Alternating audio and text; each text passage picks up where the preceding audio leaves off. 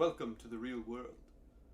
Today we're breaking down the trailer for Obi-Wan Kenobi.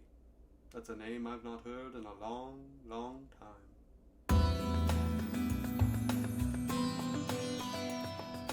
May the Fourth be with you. Oh wait, that's the wrong thing. Hello there! I am Cameron with The Real World. Thank you for tuning in, and we are breaking down the trailer for Obi-Wan Kenobi. So we start with that Lucasfilm logo turning to sand, representing obviously Tatooine is where Obi-Wan is at the start of this series, where we left him in episode 3. We see this new planet. It has kind of a cyberpunk feel, almost like a Blade Runner type of a feel. A lot of neon in this kind of dark, rainy city. We see stormtroopers walking down the streets, led by one of the Inquisitors. The Inquisitors are going to play a major role in this show, and we were first introduced to the Inquisitors in the series Star Wars Rebels. So if you haven't checked out Rebels, I would highly recommend it.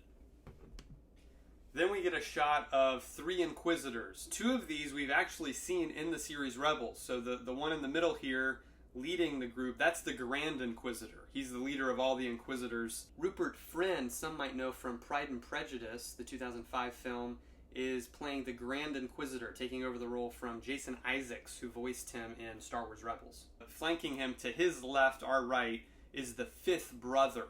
The 5th brother was introduced in Star Wars Rebels, and here he is played for the first time in live action by an actor named Sung Kang.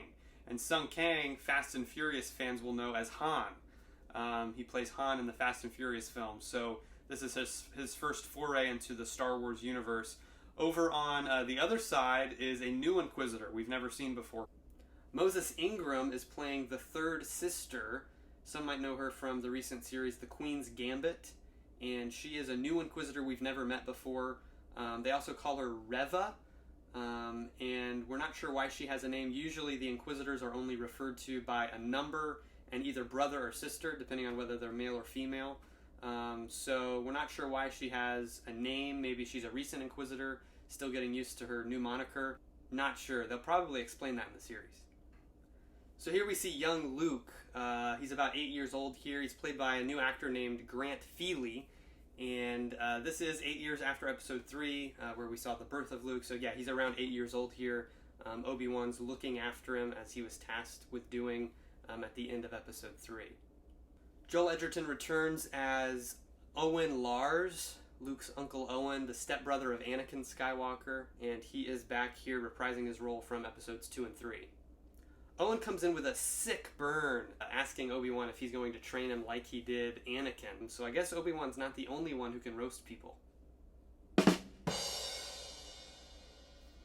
Is going to be a really interesting relationship here. This is really the thing I think I'm looking forward to most in the series, is seeing the relationship between Obi-Wan and Uncle Owen, because they really don't like each other in episode 4.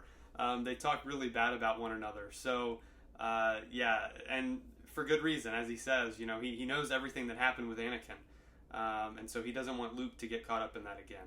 So it's interesting to find out that not only will the Inquisitors be after Obi-Wan, but bounty hunters as well. So who knows what bounty hunters might show up here, but he's going to be on the run from not only Inquisitors, but also various bounty hunters throughout the series. We see Obi-Wan using a blaster briefly. The only time we've seen him do that is in episode 3 when he defeated General Grievous. We know the famous line from episode 4 where he says a lightsaber is an elegant weapon for a more civilized age. In episode 3, after he shoots Grievous, he says, "How uncivilized." And so he clearly doesn't like using blasters, but he has to here. If he ignites a lightsaber, it kind of gives him away. So it's going to be really interesting to see how he's dealing with all these people coming after him, trying not to use the Force or his lightsaber. We also see a glimpse of a new droid here, really unique looking droid. I'm not sure how big a role this droid is going to play, but I like the design. So we see the arm and the chest plate of Vader in this. This is our first tease of Vader in this series. I think in the last trailer we just heard a little bit of breathing, but here we actually see the arm being attached. We see the the chest plate going on, and then we hear the breathing. And yes, Hayden Christensen is back as Darth Vader, so that's really exciting. Not sure I ever thought that we would see Hayden back in the Star Wars universe, but here we are. Last we saw him in the suit.